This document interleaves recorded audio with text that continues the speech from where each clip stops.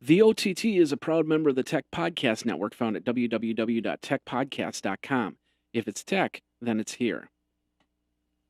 Hey everybody, Jeffrey Powers, and welcome to the OTT over-the-top television at its best. We've got the usual cast of characters, and we're going to be getting into that really quick. But first of all, we got to tell you, we're brought to you by Roku. Go over to Geekazine.com/Roku, and find out about all the over-the-top television solutions you can get, starting at $59. That's Geekazine.com/Roku.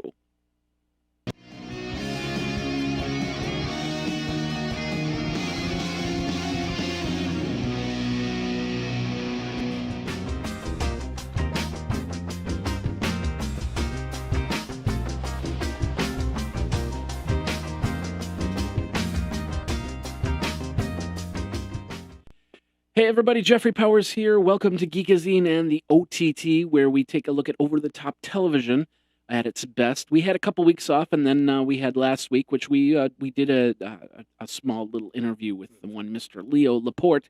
So I hope you really enjoyed that, and I had a lot of fun going to California with Making My Heart and getting a little bit of lovin' and so much more over at in San Francisco, TechCrunch Disrupt. Lots of video over there, so if you want to check that out, it's still going up as we speak. And then, of course, the hackathon stuff will be up this next week. So, got a little gremlin in the system. I think I got it kind of squelched, but if you hear a little grumble in the background, that might be because of that gremlin. I need to fix some cords. I think the cords are going to go a little bit here. So, but anyway, we're on a Google Hangout here. Of course, we always show you the Google Hangout.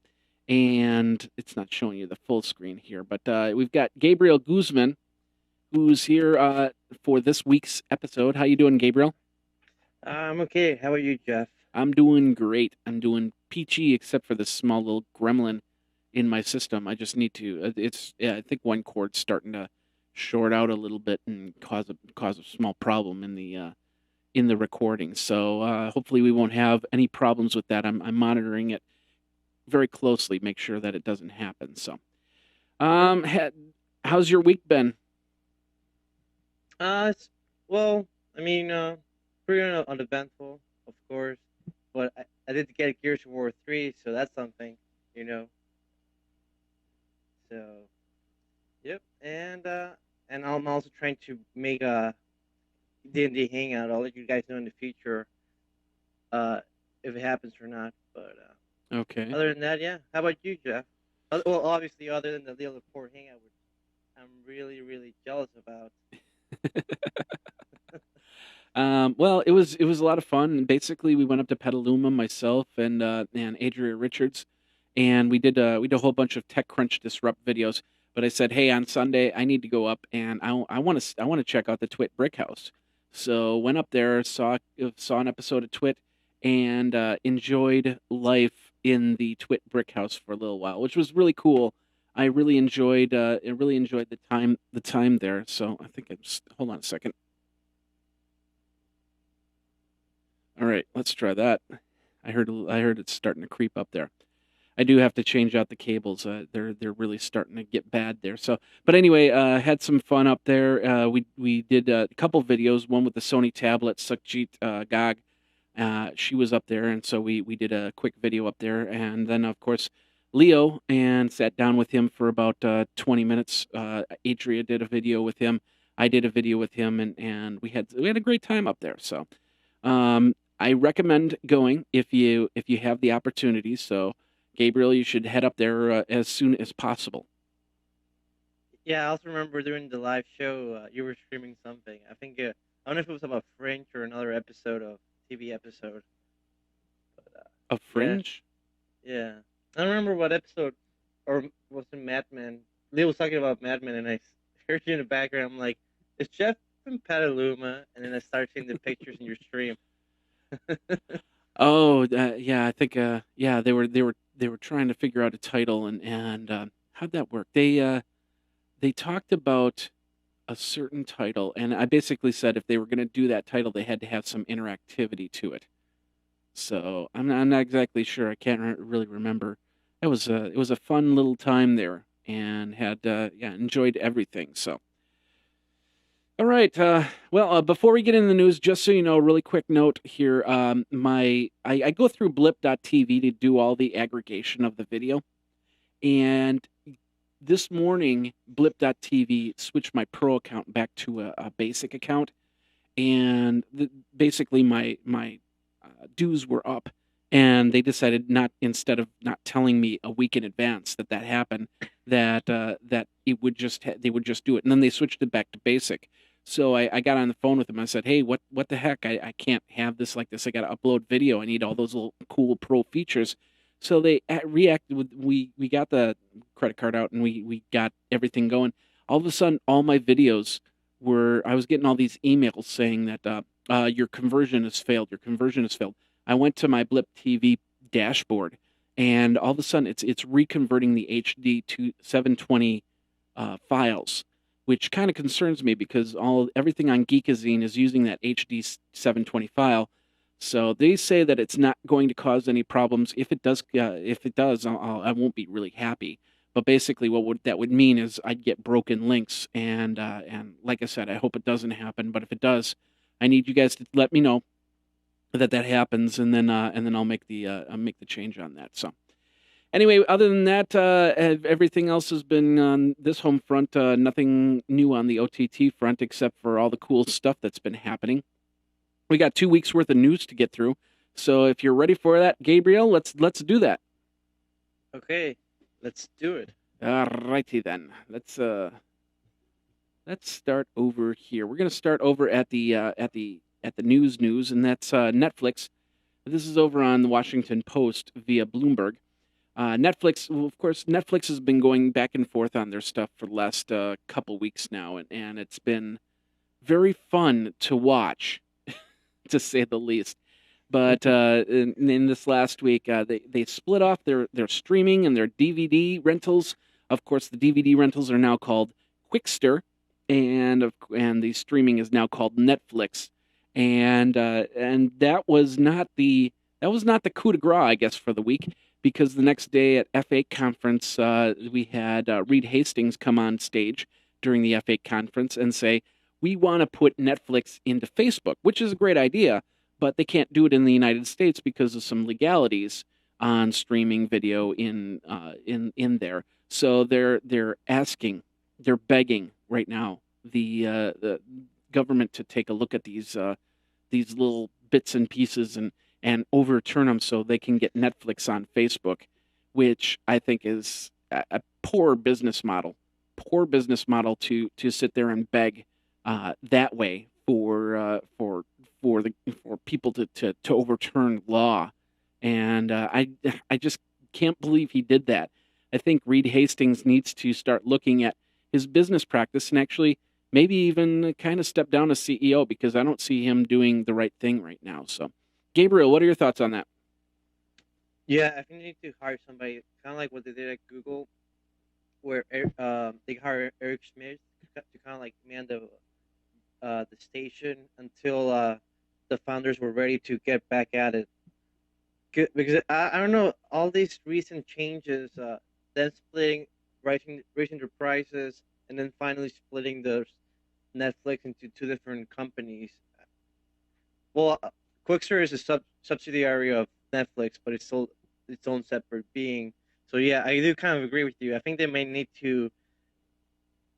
I don't think replace, but hire somebody to kind of train him better. Well, he's been running the company for for a long time. So I mean, and they've been trailblazing for the last few years. But I don't know. This last year has just been kind of this.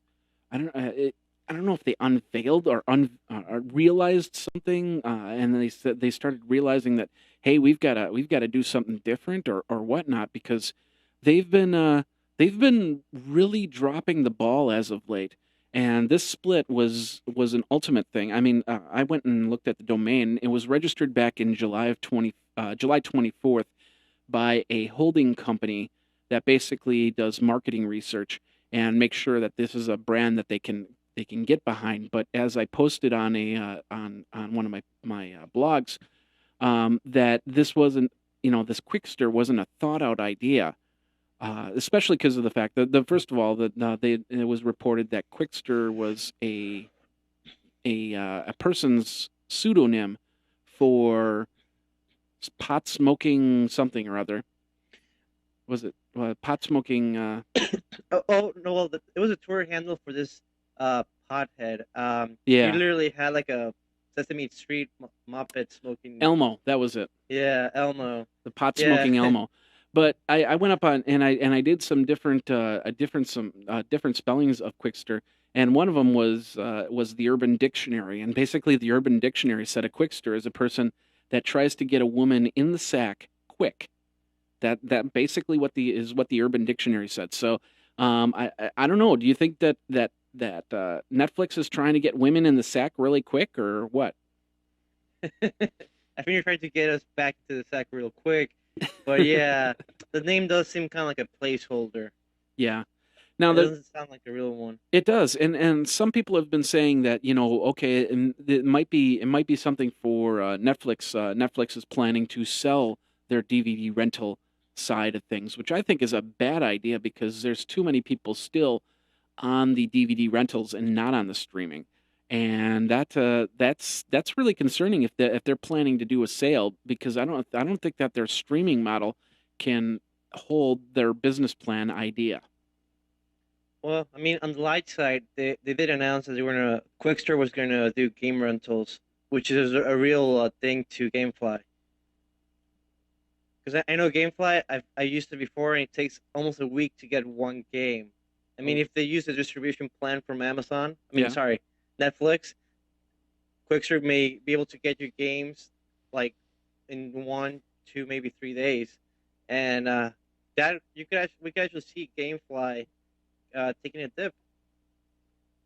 Do you think that people would switch over to GameFly because right now Netflix doesn't have too many good too many good positive reviews about it, and would a gamer want to get into that? Having used GameFly before, yes. I never really liked GameFly. It's very it's not a really good service, and I know they try to sue the United States Postal Service because the USPS was using a different method to handle the Netflix mail than the GameFly, and I think Netflix was paying the USPS some money so they could handle it better, and then but at least GameFly won. But yeah, I'm kind of happy if I still had a Netflix DVD subscription, I would definitely get behind this. Sorry about that. Hold on a second. Had to move that out of the way. It's there. All right. So you're not planning to get a Quickster account? No. Oh, okay. But you have a GameFly account. No, not anymore. I canceled that a long time ago. Okay. Pretty much the same month I got it, I canceled it. Okay. Are you going to give it because they're going to come out with a 14-day trial? Are you going to give that a try? I mean, I probably would because I don't really. Does Redbox rent games? I'm not sure. Actually, Redbox does have some very, very limited game rentals. We're talking like maybe, well, it depends on your Redbox, but the Redboxes I've seen, probably about 5 or 6 games in the titles. Yeah, about that. Yeah, I mean, usually I do Netflix for streaming and then Redbox or Blockbuster Express for if I need to actually watch any DVDs. Yeah.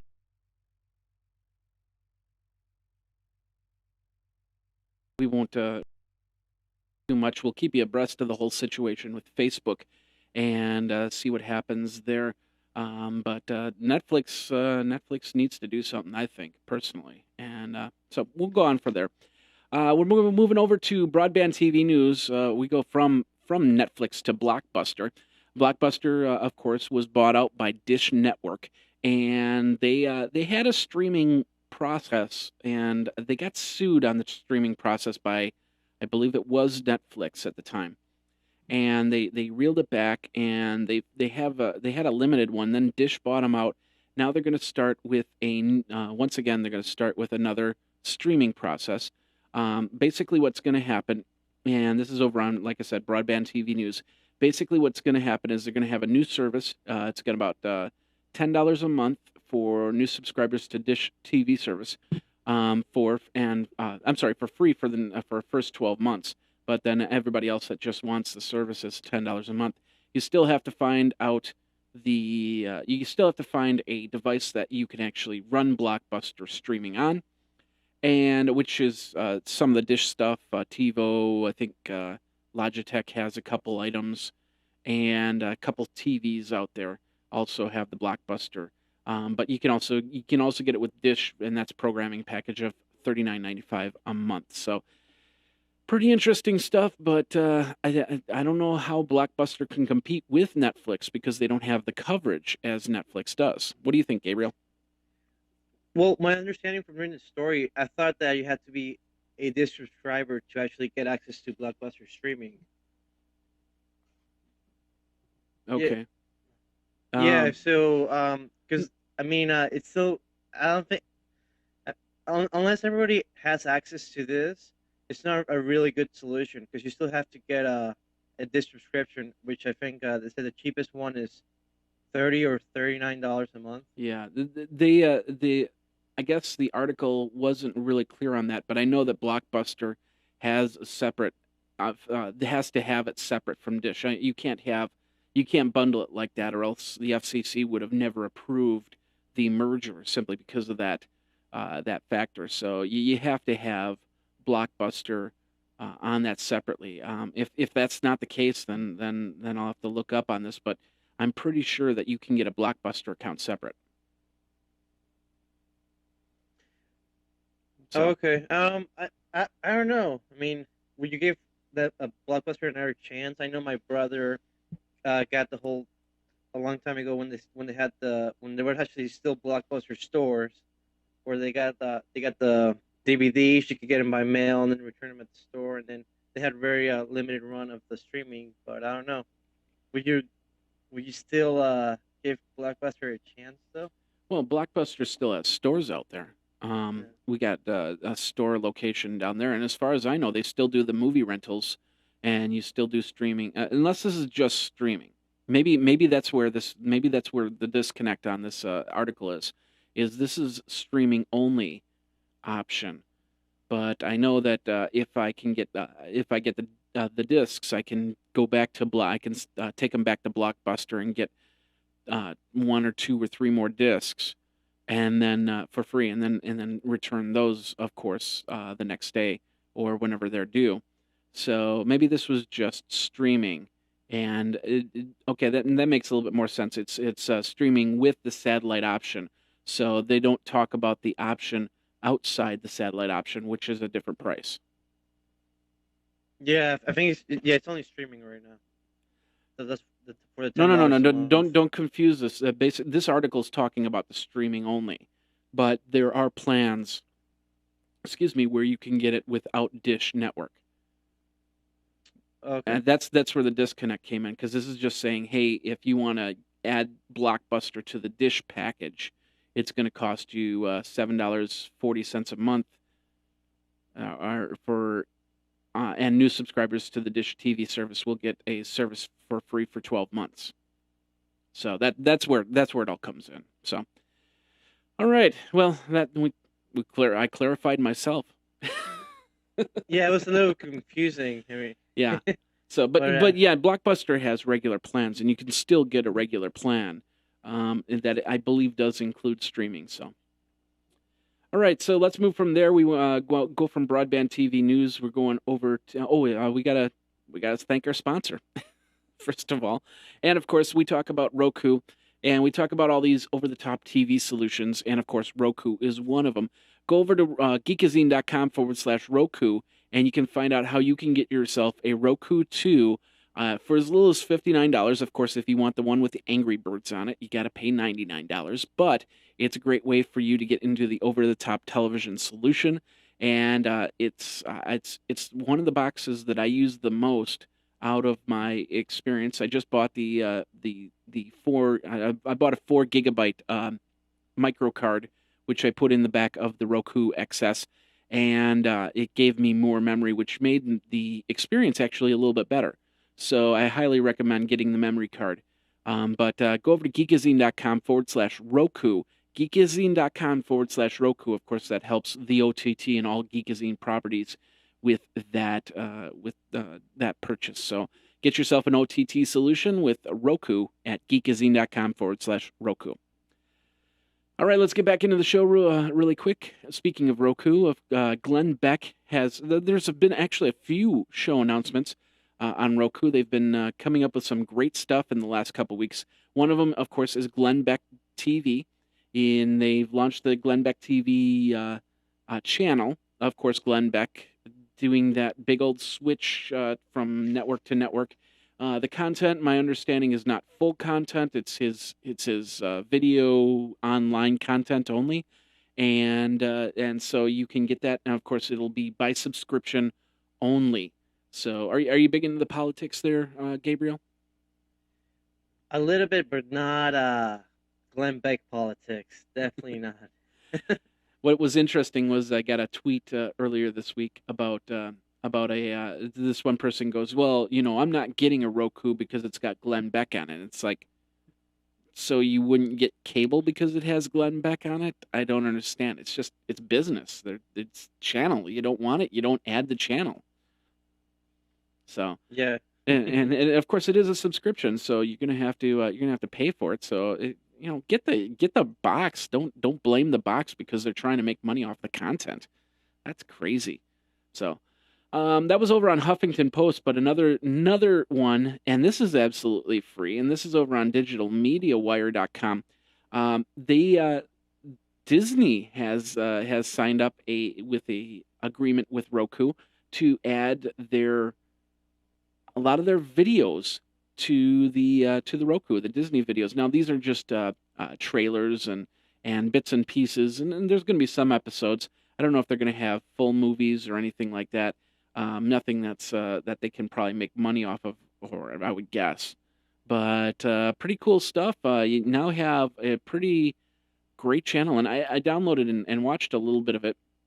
And there's a lot of great videos that the kids can be watching off of the Roku. Thoughts?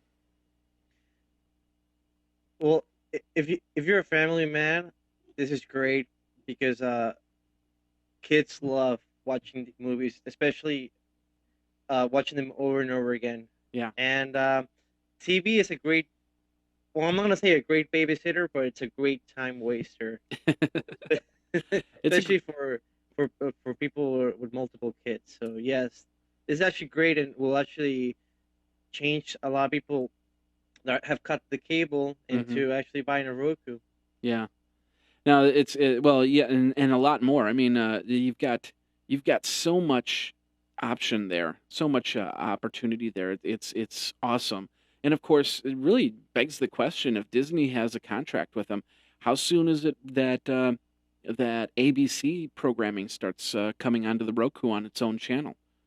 I've always said once the first TV channel gets on over-the-top TV in a good way, in a powerful way, then they're gonna mop up the whole genre. And if ABC gets on there and they start doing their shows, and they got their sub channels, and they got ESPN, and they all of a sudden Monday Night Football goes from ESPN to ESPN on Roku. Holy Moses, that'll be a humongous game changer. Yeah, definitely. And because I think right now some people, I think the Roku has CNN, right? They have like different blips and videos. They usually show like a main summary of the news. I mean, they've actually got a real channel, like a 24-hour channel news, that would also be extremely great. Maybe even Al Jazeera English, because I really like them. Yeah. Especially the live streaming. Oh yeah, definitely. It's they got a lot of stuff there. So of course I'm reading too much into this right now. It's just the Disney stuff, just the bits and pieces. I watched the Cars 2 trailer, and I watched a couple other trailers.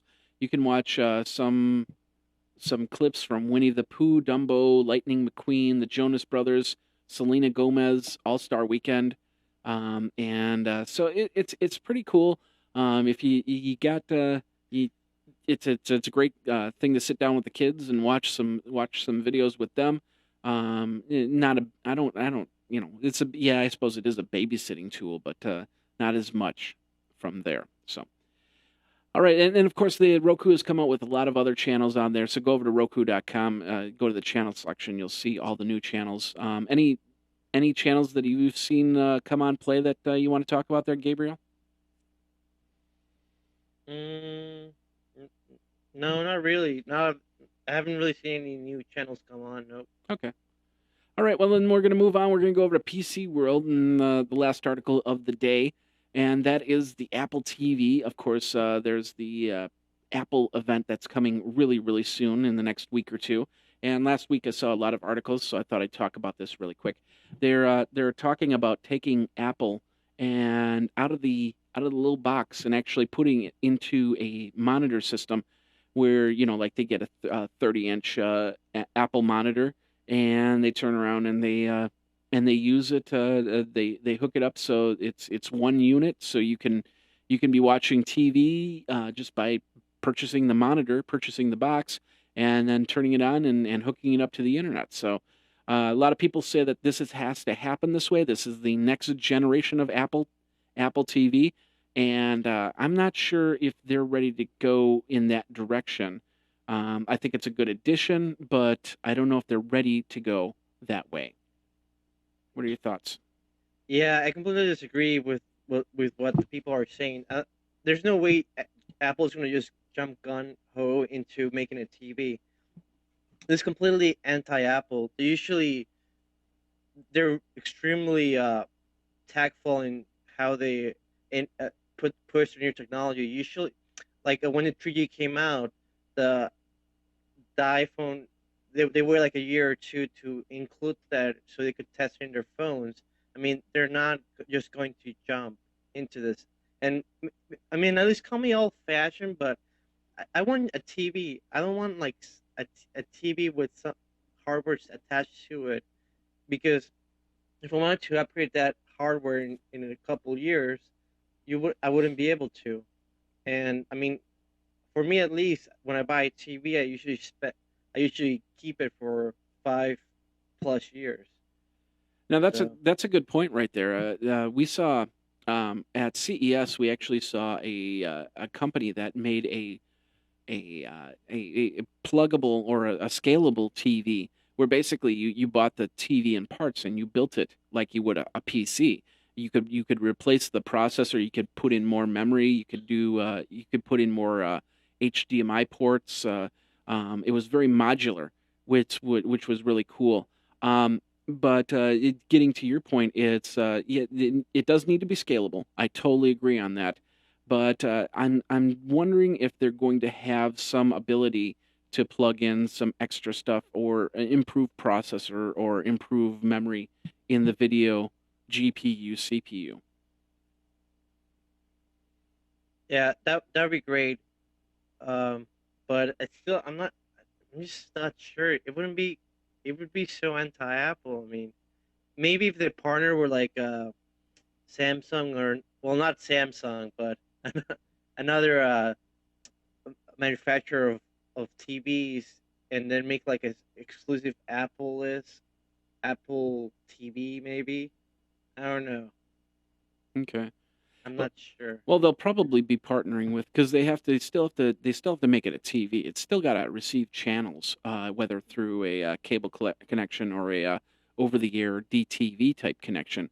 I would guess that they wouldn't make a TV that doesn't have over-the-air channels at least as an option. So they would probably still partner with somebody.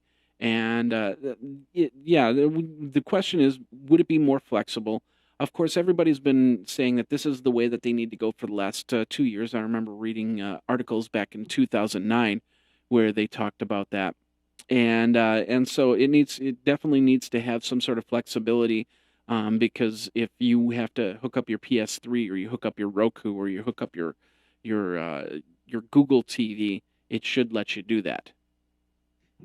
I mean, like you were saying before, if it was just a monitor without a TV tuner and it had the Apple TV device attached to it, then I could probably see it because then you could also have your computers attached to it and possibly other consoles. So Yeah. yes, That I could see, not an actual TV though. Okay. All right. Well, and then of course that does bring us to the end of the show. We got I think we had. Was there any other news? You said no. Anyway, so um, we got. We're gonna be here next week, of course. Sorry about that. We're gonna be here next week with more over the top television stuff. Like to thank Gabriel for being part of the show again. Gabriel, tell everybody where you can be found on the interweb. I'm on Twitter, Master Wolf, instead of an L at one, and on Google Plus, of course. And you can find all my links in the show notes, like always. All right. And of course, this is Jeffrey Powers. You can find me over at Geekazine, my Twitter handle being Geekazine. Of course, if you go over to geekazine.com, you can get all the information, including where my Google Plus is, where my email address, of course, email address being geekazine@gmail.com, and so on and so forth. So check that all out. That does do it for this episode of the OTT. Felt a little bit rusty on this episode because of the 3 weeks off. But we'll be back next week. And of course, if you want to be part of the OTT, all you have to do is let me know and we'll put you in the OTT circle. And then, of course, you show up on Sunday night and we spend a half an hour and we talk about over-the-top television at its best. So thanks a lot for watching. Thanks a lot for listening. We will see you next week on the OTT. Take care.